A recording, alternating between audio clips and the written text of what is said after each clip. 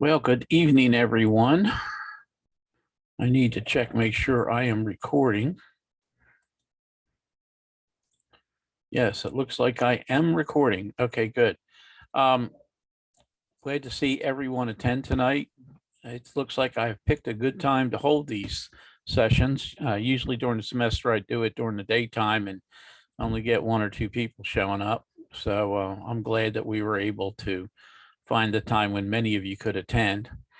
And I can also see, hopefully you're not the procrastinators of getting your homework and quiz done, because Sunday midnights will be the due date from now till the end of the semester for quiz and homework.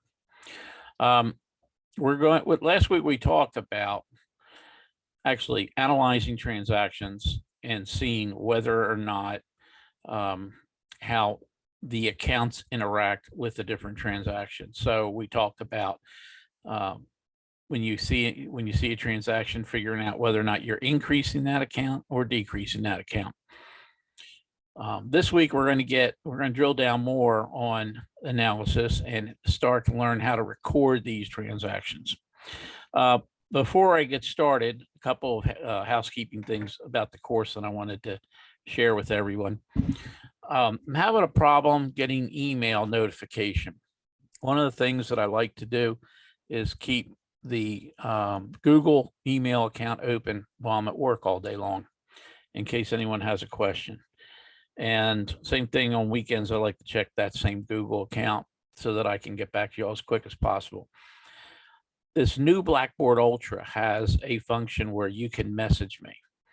The problem with it is not that I don't get it, but at the end of the day, which is midnight, which means I'm asleep, I'll get a listing of everybody that messaged me, and then I can go in and respond to messages that way. And that's a little clunky if you're trying to get my attention sooner. So please go to the instructor information. And when you go into the instructor information,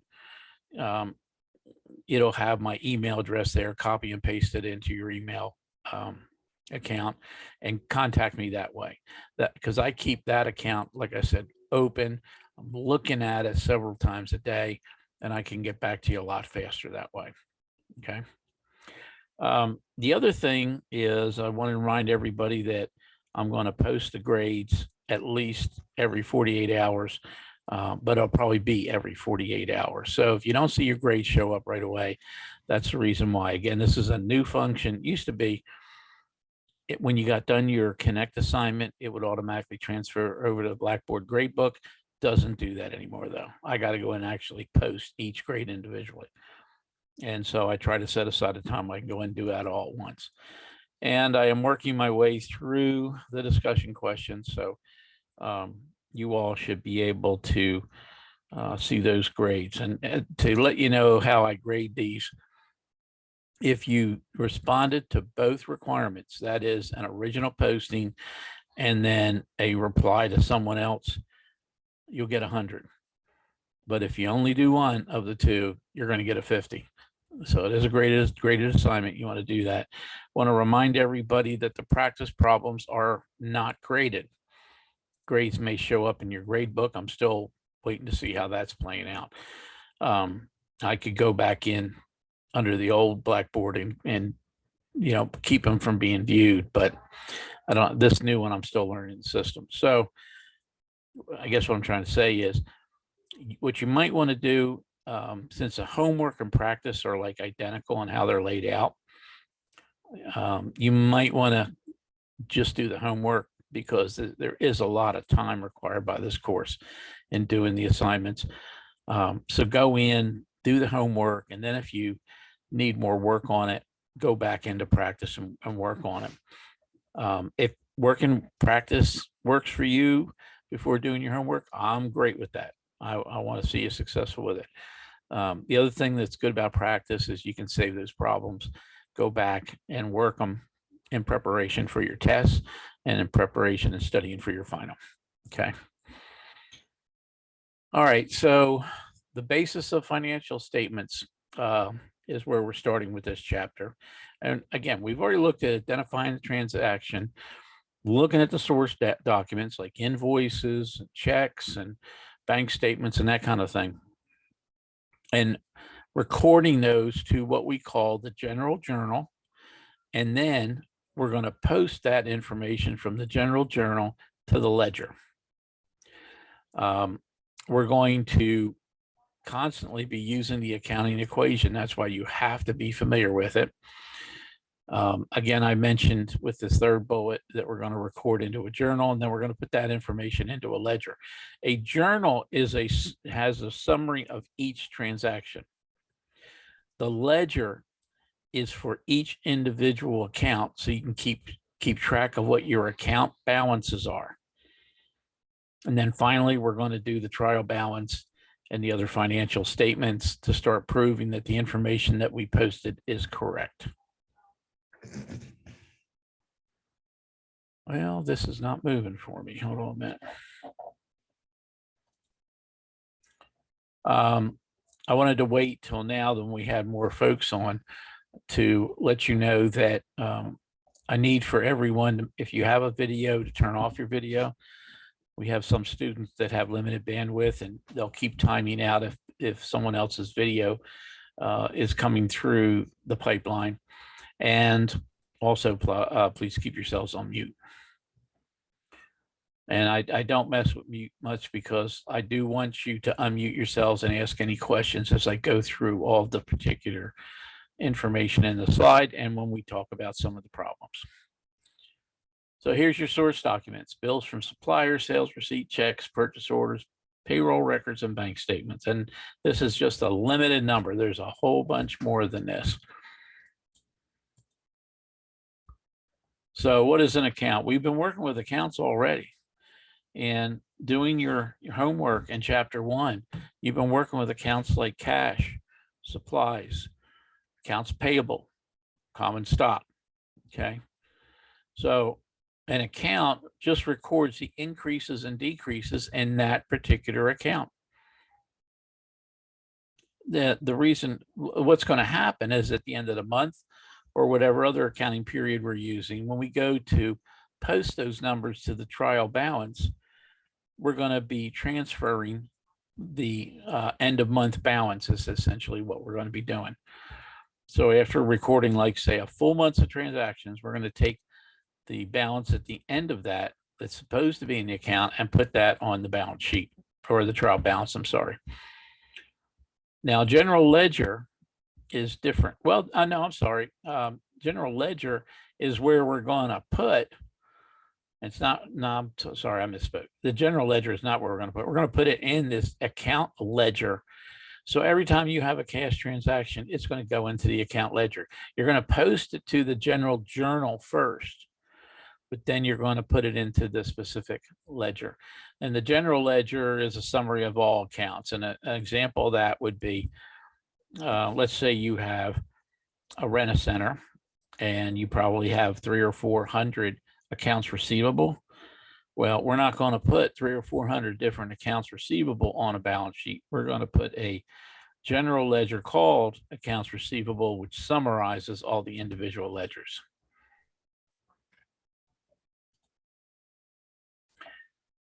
This is Exhibit 2.1 in your book. I would strongly suggest this be one of the things you bookmark to make sure that you're putting the accounts under the right part of the balance sheet.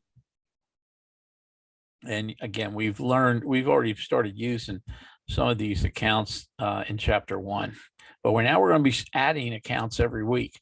So this particular diagrams, well, this not particular one, but the list of accounts is going to start growing. So these are some examples of asset accounts. Remember, assets are what you own. Liabilities are what you owe, as indicated. And I want to go back here a minute. I'm going to give you some key words to keep in mind here, okay? If something is a receivable, you can automatically assume it's an asset. Accounts receivable, notes receivable. If something is prepaid, you can assume that it is an asset. Two prepaids that come to mind that we're going to be working with is prepaid insurance and prepaid rent. Why is it an asset? Well, even though you've been given the money, it still belongs to the person who paid it to you until you provide the service or you use up the particular product you bought. And let me give you an example of car insurance.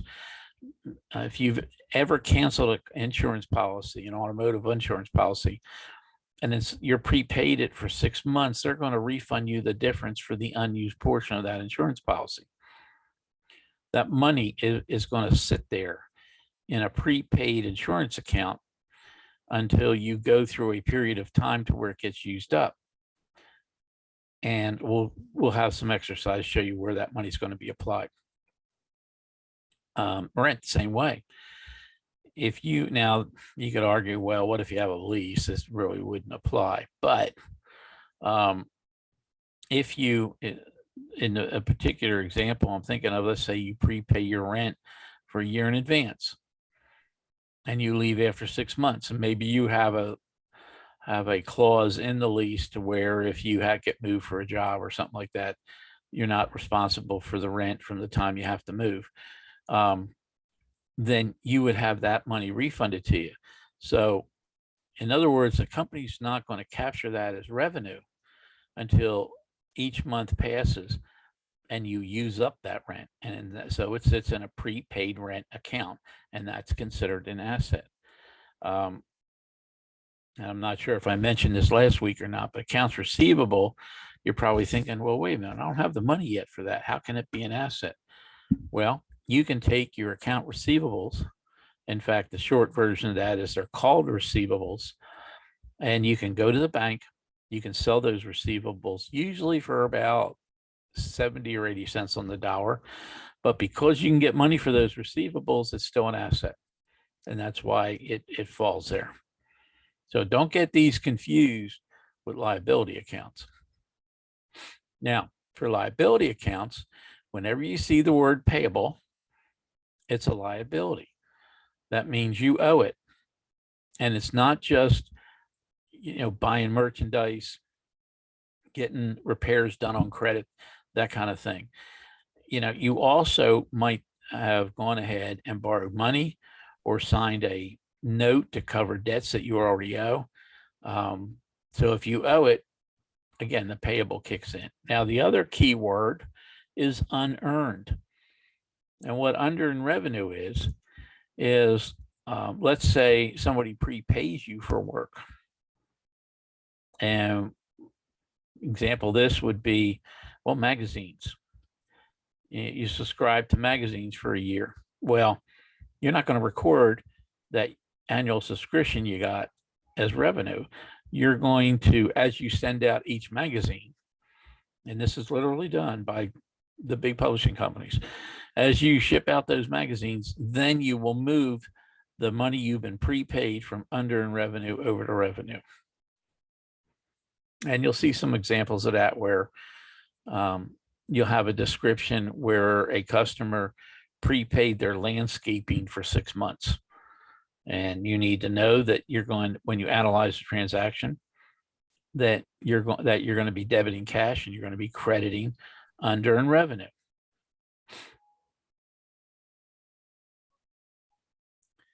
These are different types of equity accounts. We'll get a little bit into the weeds of this in a few minutes, so you understand this better. The one thing I want to mention under common stock, now we've seen a common stock account in the first chapter, but in this sense, these are common stock accounts. By the end of the semester, we're going to be showing you what falls into this common stock account. Like there's going to be where you pay more in. So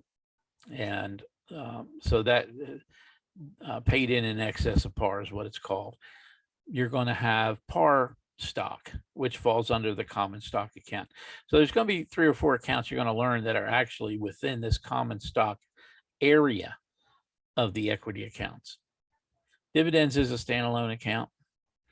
Revenues and expenses are not, as we've seen, chapter 1, that you could have 2 or 3 or 10 different types of revenue accounts, depending on where the source of the income's coming from.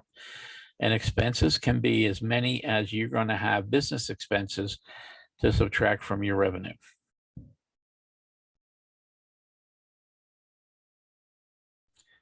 So we've already been exposed to this, but it's worth reviewing.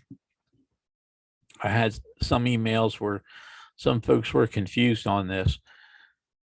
If you're going, when you're analyzing the equity account, all right, common stock is going to be, if you have an increase, it's going to be a credit. Revenues and increases a credit. For dividends and expenses, the opposite is going to be true. If you're going to have a decrease in those accounts, but it's going to raise the value of those two accounts, it's going to be a debit. And so that's why you see it laid out the way it is. Best thing to do, if you've got this problem come up in homework, take your revenues minus expenses first, then take your common stock minus dividends, and then add the two together.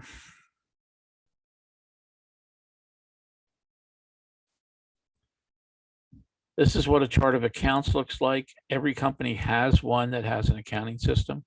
You'll see numbers in front of each account. That's just to show you the order in which really you're going to work them. You're going to have a set of books on the shelf. You'll have a cash ledger numbered 101, accounts payable 201. But you keep this in mind because this is the order you're going to want to list them on the trial balance sheet.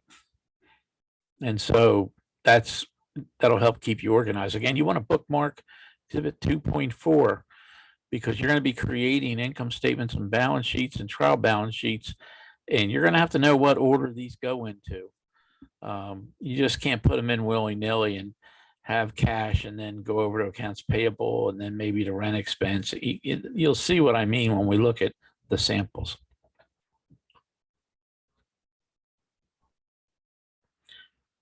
So a lot of folks come into accounting thinking that a debit's a plus and a credit's a minus. That is not true. A debit, what you do with a debit and what you do with a credit is going to depend on exactly what the normal balance of that particular account is. We'll get into that in a minute. Now, it's kind of clunky for us to do ledgers in this class. Number one, because they would fill your whole screen, and we may be doing some ledgers. But when it comes to substituting what a ledger looks like, we're going to use what's called a T account. So as you can see on the top line of the T, you have whatever the account's called, whether it be cash, equipment, supplies, common stock, makes no difference. Then whenever you have to debit that account, you're going to add it to the left side. And whenever you have to credit that account, you'll add it to the right side. We'll be working some examples, so you'll see. So what you need to know before you post to your T accounts or to your ledgers, actually to the general journal, you have to know this. You have to understand what accounts are being used and what their normal balance is. So let's say we analyze a transaction where we paid an account payable. Well, if we're paying something, and by the way, you need to be smart enough to analyze that, get in the habit of that when you're working problems, because I'll have students reach out to me every semester and somebody will not get a problem right. And they don't see that something was paid for, which means a decrease in cash. Okay. They don't make that connection for some reason. And so I have to get back to them and say, well, you know, they're talking about the cash account, because when you pay for something, you're going to pay for it with cash. There's nothing else out there to do that with. And so don't get confused or thrown by that on problems. But when you, in our example where we pay a bill, say we paid $1,000 statement balance that came in.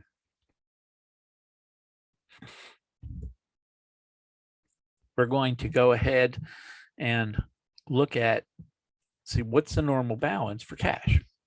All right, that's step one. Well, the normal balance for cash is going to be a debit. A normal balance is an increase in the account, but we're not increasing cash. We're paying out cash. It's the opposite of the normal balance. And so the opposite of the normal balance for cash is going to be credit. So we're going to credit the cash account $1,000. Next, we're going to go over to liabilities. Well, we're going to decrease liabilities because we're not going to owe $1,000 anymore, right? Well, the normal balance for accounts payable is a credit. So we're going to do the opposite of the normal balance since we're lowering the account. And so we're going to debit accounts payable $1,000.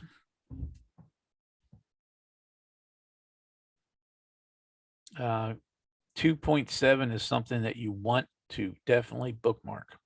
Okay. If you take a look here, I want to point out the fact that if you're confused as to whether or not an increase in any of your equity accounts, where they fall, again, just look at this chart and you'll see. So let's say you do a job for cash. And again, we'll stick with $1,000. You got $1,000 from a customer for some kind of service you provide. Well, the normal balance for assets is a debit. And so we're going to debit cash $1,000. Easy one there. And then we're going to go over and figure out, what do we do with the other 1,000? We need to come up with a credit. If we have a debit, we got to have a credit because both sides have to equal each other when I'm putting this in the general journal. And so we'll go over to revenues and we'll see that since it was revenue we took in, okay, that cash payment was for work done. That means it's revenue. Then we're going to go ahead and credit revenue for $1,000.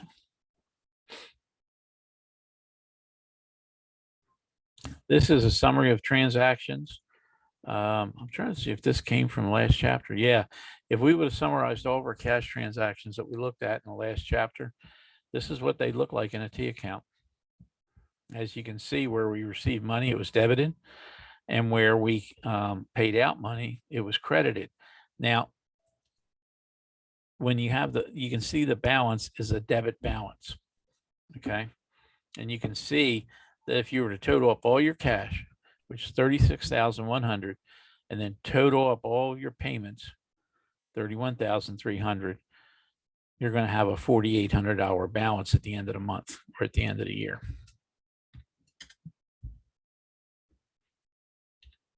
I'm going to stop here a minute and see if y'all have any questions. If anybody has any questions, go ahead and take yourselves off mute. Okay. I'm not seeing anybody come off mute. So, all right. Next slide is about, this is what journals and ledgers look like.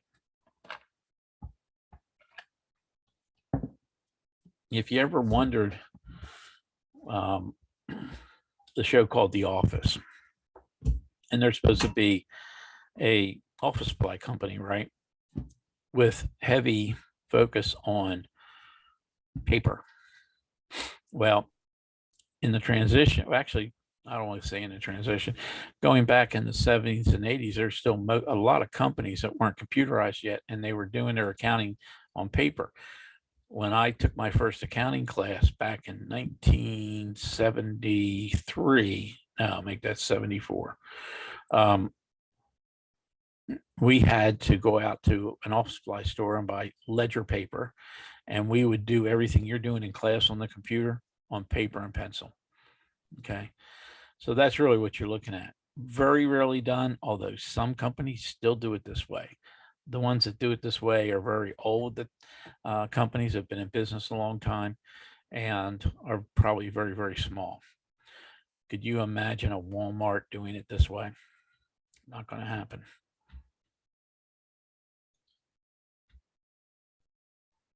And for some reason, I'm not moving.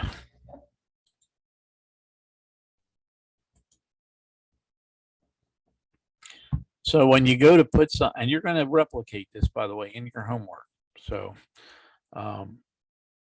when you're posting transactions, and again, this is our example from chapter 1 that we started off with. owner invested 30,000 in cash in the company. Well, we're going to put the date in first in the first column. Then we're going to list the debits first.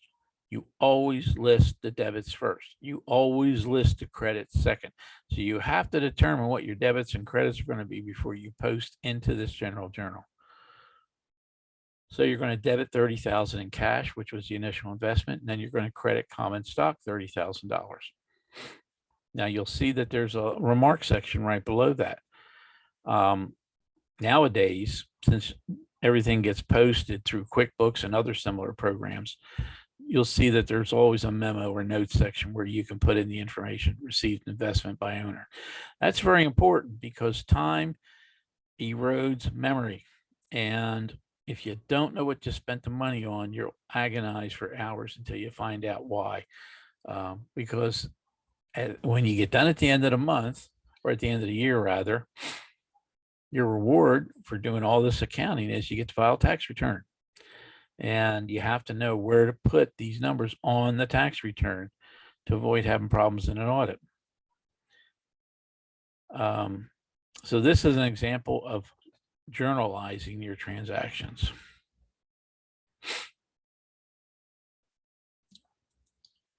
Now, after you get done posting to the general journal, and by the way, I forgot to mention this. If you're looking at a debit and credit column, right, when you get done the transaction, make sure both equal each other. I occasionally get emails from students in the course where they don't know what they got wrong. And if they would have totaled their debits and credits, it probably would have showed them where they made their mistake.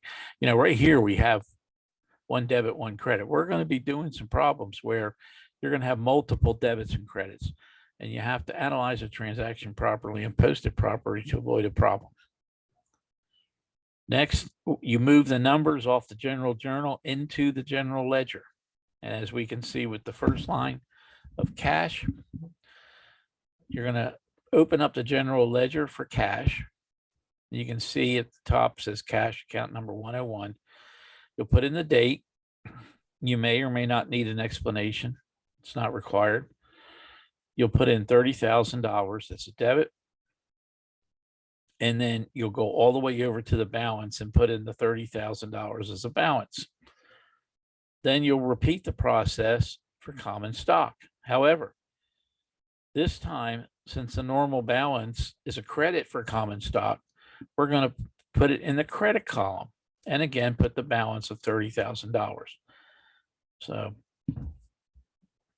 it's not difficult. You just have to keep it straight and not try to do it out of order, because that's what will get you into trouble. Okay, so again, the procedures. You identify the transactions in the source documents. You analyze the transactions using the accounting equation. So in other words, you're going to figure out what your debits and your credits are. Okay. Then you're going to put them into the general journal, and then you're going to post them into the T accounts, which is what we use in place of the ledger books. So our first transaction, Fast Forward receives 30,000 cash in exchange for common stock. To post this, we're going to record first the debit of cash, and we're going to put it in the debit column, $30,000. Then we're going to record the common stock transaction for 30,000.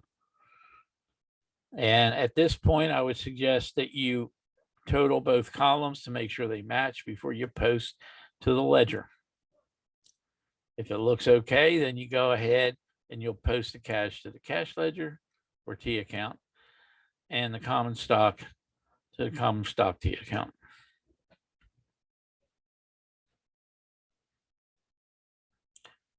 In this transaction, you'll see that we bought supplies for cash.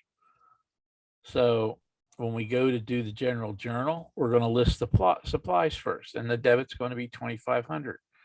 Why is it? Why are we debiting it? Because we're increasing the supply account.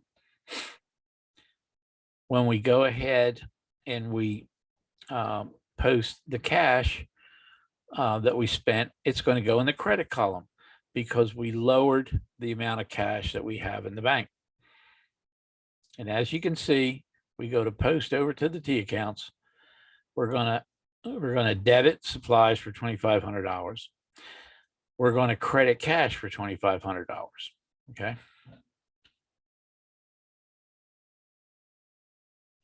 If you recall last week, we bought equipment for $26,000. So again, we bought it, right? In this case, it does tell us for cash, but it's not always going to say for cash. It's going to just tell you that you paid for the equipment. Okay. So keep that in mind. So we're going to debit a new account called equipment because we're buying an asset, just like in the last transaction.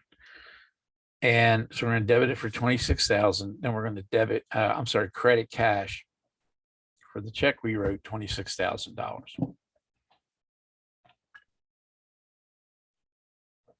We're strictly working off of what accounts we're increasing and where it falls. So this is why you really have to learn your normal balances. It's really going to help you if you understand if we increase assets, it's a debit.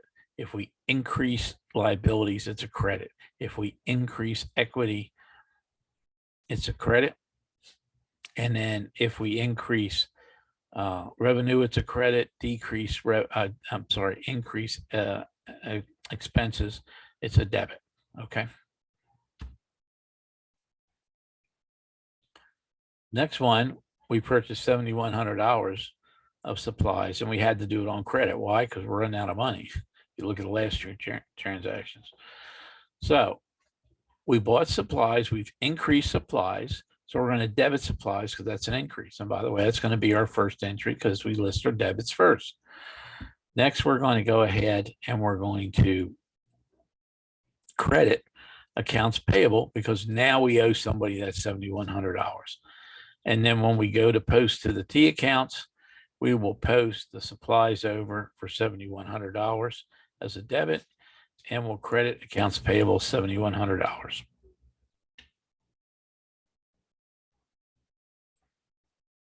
In this particular transaction, we did some consulting work. I paid $4,200.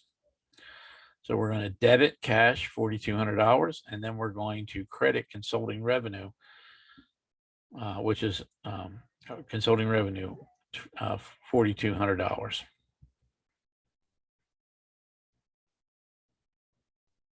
I'm going to skip ahead here and see if I can find a multiple one to go over with you. I want to make sure that I get all these slides in by the top of the hour.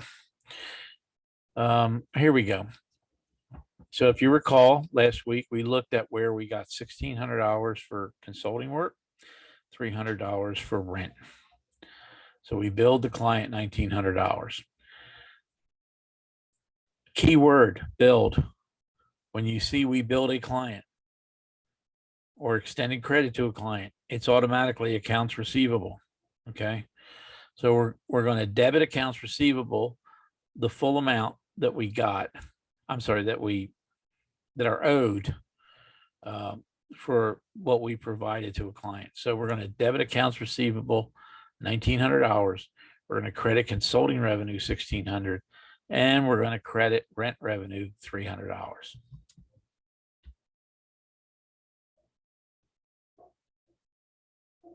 Somebody pays on account.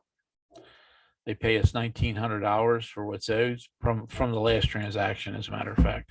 So they decide to go, they're paying $1,900, full amount of the bill. So we're going to debit cash the $1,900, and we're going to credit accounts receivable $1,900.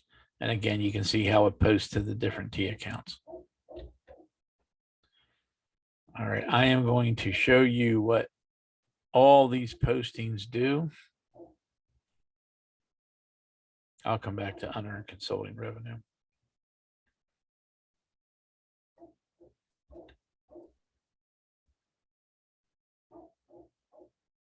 Well, I know it's here somewhere.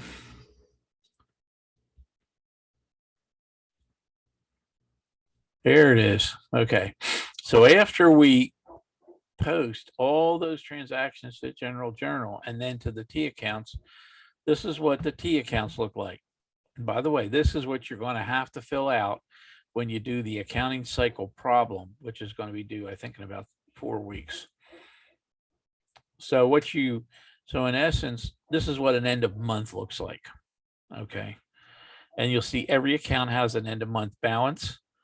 So these balances are what's going to get carried over to the trial balance. And we'll get into the trial balance in a little while. I just wanted you to see, instead of using ledger books, we're using the T accounts. And this particular part, they have it in order by where it falls on the balance sheet. If you were looking at a balance sheet, you'll see all the assets are done in liabilities and equity. Now I'm going to take you back to some.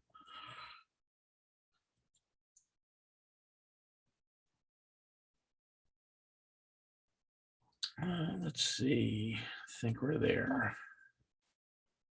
Nope.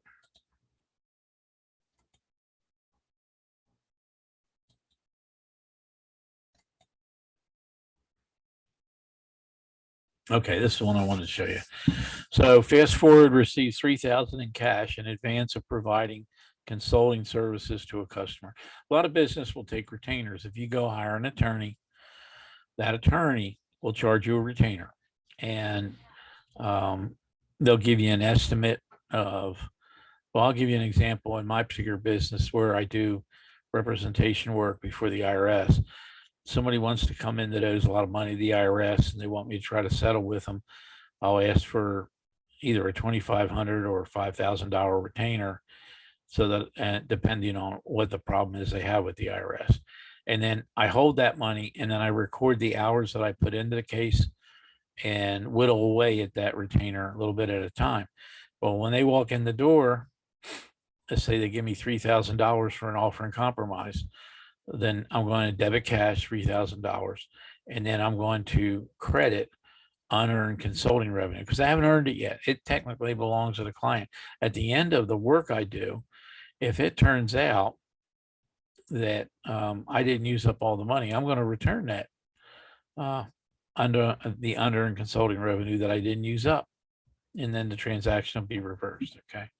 So again, students have a problem understanding unearned consulting revenue. You really got to think through the terms in these examples of the problems that, or the transactions you're going to be given in the homework, to make sure you understand exactly what's going on here, what needs to go on the books. I'll have, for some reason, I've had students debit accounts receivable when unearned consultant revenue is involved. I'll have students ignore that it's not been earned and go directly to revenue. So just be careful there.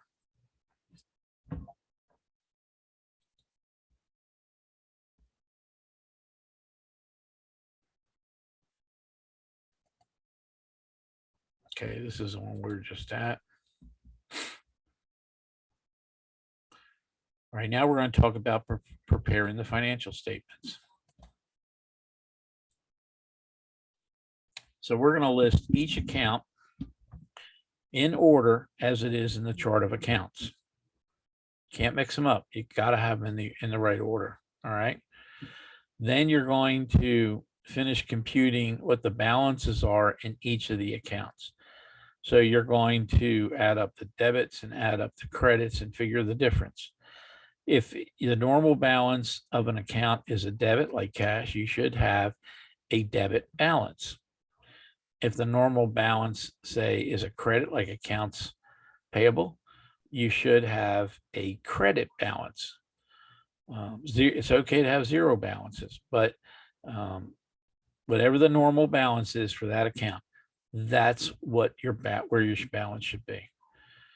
And then you want to make sure that the debit balances equal the total credit balances at the end of preparing this trial balance. This is what a trial balance looks like.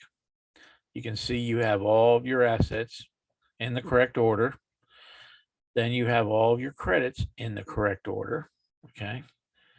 You can see next is dividends. Then you have your revenue and expenses. Now, from consulting revenue down to total, down to utilities expense, you could pull this information out and do an income statement. In fact, that's what we're doing later. What happens if you make a mistake? In other words, what happens if your trial balance debits don't equal your trial balance credits? Well, the first thing you're going to do is you're going to verify the trial balance columns to make sure they're correctly added. So you start with the trial balance. You don't go all the way back to the beginning of all your transactions. All right. You work your way backwards. Next, you're going to verify the account balances that are correctly entered onto the trial balance from the ledger. So you're going to go back and look at each ledger or each T account, look at the ending balance, then you're going to compare it to what you put on the trial balance sheet. You know, a lot of times you might have just transposed a couple of numbers, carrying it over.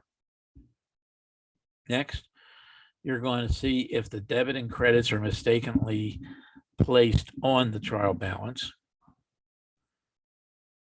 If you still are out of balance, you're going to recompute each account balance in the ledger. So you're going to go back to your T accounts and you're going to recompute what that ending balance is in each T account. If that doesn't produce any errors, then you're going to go back and you're going to have to verify that every journal entry you made is correct. And then finally, you're going to verify that the transactions you made were in balance. Remember, I told you in the very beginning that you have to total your debits and credits in the general journal, not the ledger, but in the general journal. Both columns are equal, then you can move on to the next general journal entry, because your debits should always equal your credits for each transaction in the general journal.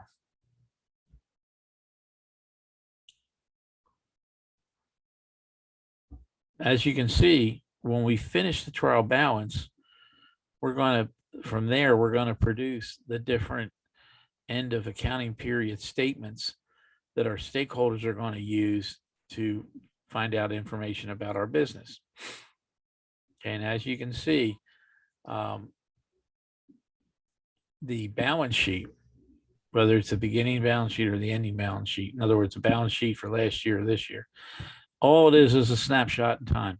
You could take a balance sheet for any company today, January 23rd. Okay. It just shows what the balances are in the accounts for a point in time, on a day in time. However, the income statement is over the entire accounting period. So is a statement of retained earnings and cash flows. So if we pulled an income statement on January 23rd, it would cover I need somebody to mute themselves. I'm getting some background feedback there. Please check your mics to make sure you're on mute. What's happening is my voice is coming through on the other end because somebody doesn't have their cells on mute. Well, let me see if I can identify who needs to mute.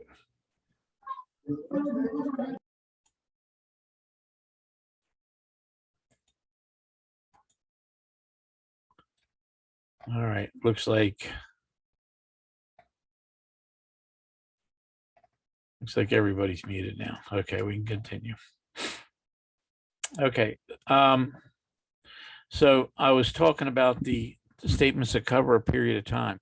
So if we run any of these three statements, statement of cash flows, statement of retained earnings, or the income statement from January 1st to January 23rd, that would give us a snapshot of time.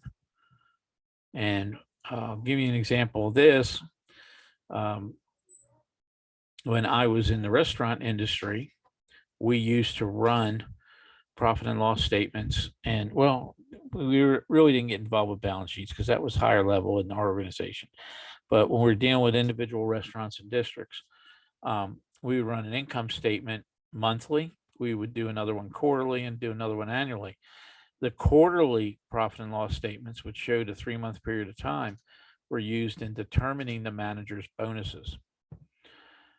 And so we would be able to see a period of performance over whatever stated period of time. Now, at the district level, we used to run them monthly to see how they were performing from month to month. In fact, we did a short version of an income statement weekly that they had to turn into us as district managers and directors in order to be able to make sure they're on track to meet their goals for the month or for the quarter. Same thing with statement of retained earnings, same thing with statement of cash flows, because the statement of retained earnings information is based on what your profit is off of the income statement.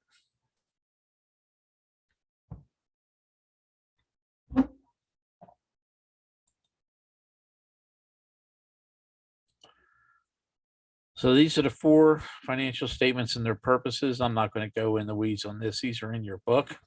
And I covered a lot of this in that last slide. This is what an income statement looks like. As you can see that we have the total revenues here, and we total those up, and then we total up all the expenses. When we subtract the expenses from the revenue, it is net profit or net income. Hopefully we won't have a loss because that's not good. After you do your income statement, then you're going to take that net income. You're going to go down to your statement of retained earnings, and you're going to put it on the second line on your statement of retained earnings. First line is going to be your retained earnings that are carried over from your previous accounting period. But it looks like since we have a startup, we don't have any beginning retained earnings. If you recall our example, the company started when he contributed the $30,000. Then we're going to subtract dividends, and dividends we'll get into at a later time on how they're decided. We're going to give you that information for now. Okay. And then finally, when we subtract the dividends from the balance of the top 2 lines, that's going to give us our retained earnings. And those are going to go onto the balance sheet. And as you can see down here in green, retained earnings is filled in for $31.95. Where are you getting the rest of these numbers from on the balance sheet?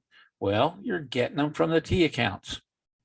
These are the ending balances in the T accounts or ledgers. Okay. And same thing for the income statement. Where do you get your revenue, total revenue from, and the total for each of the expense categories? You're going to get it from the T account balances.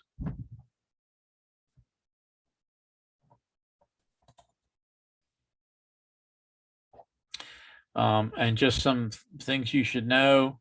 I don't think you'll really be testing on this. Dollar signs are not used in general journals or ledgers. They appear in finance. They do appear in the beginning, usually on financial statements. They're the first and last numbers in a column. Now, our 2 ratios for this week.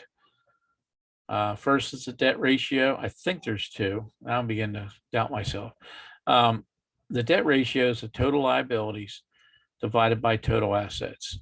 And the higher the ratio, the worse it is for the company.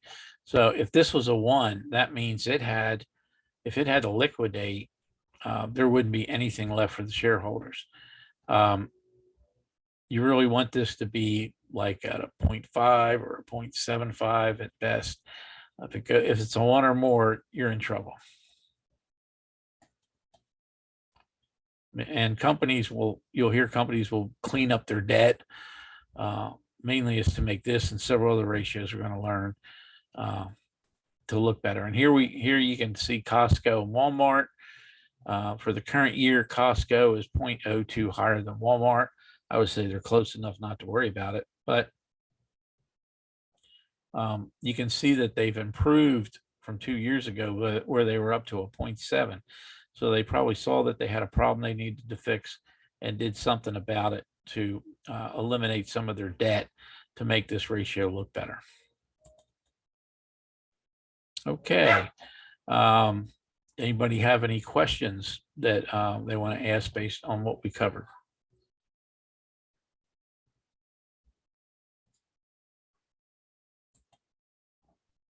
You have to unmute yourself if you have a question. Okay, I don't see anybody asking any questions. And I have a Chihuahua that wants to go out. So the statement that you'll want to put on the survey, and remember, you only have to do the survey one time in a unit, and it has to be, before the due date of the test. So for tonight's statement that I want to have put in the survey is the normal balance is tied to whether or not you select a debit or credit for your transactions. I'll repeat that. The normal balance is tied to your selection of whether or not you're going to use a debit or credit in your transactions. All right. Have a good week. Feel free to reach out to me if you need help with your homework or your quiz or any other issue that comes up with the course. Thank you. Thank you.